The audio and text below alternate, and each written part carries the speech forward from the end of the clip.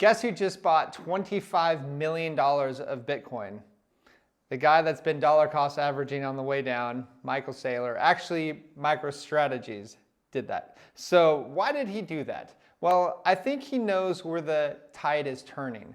Okay, so governments are going to print their way out of their troubles, and they're not going to actually print their way out of troubles. They're just going to print more currency. And so where are you going to fly to? He knows where money is going to be parked. He knows where safety is, and he knows where inflation is going to rise the most. And the price of Bitcoin is going to rise the most out of any other asset in the history of the world. And it's going to continue to do that. It's going to continue to be a black hole. And he knows this. Okay, so India, let's go on to them. So they banned Bitcoin a while back, not too long ago, but I think a year or so ago. And everybody was freaking out. Oh my gosh, that's it. You know, like India, like what's going to happen now?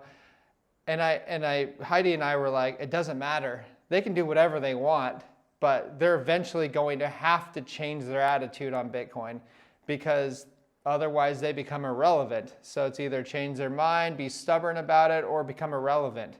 Okay, so now India's doing it. So they started out with a 10-year imprisonment, right, for in jail, to a 30% tax on crypto. That's just kind of a broad idea of what they're going for. But you know, look how fast they changed their mind.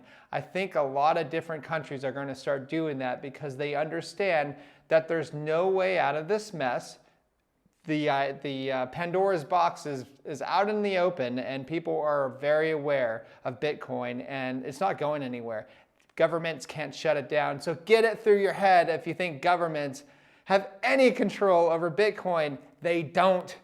Politicians don't help. Governments don't help. Bitcoin is a decentralized, permissionless system verified by math, not political opponents or central banks or anything like that. So if you haven't figured that out by now, this is what it is. Okay.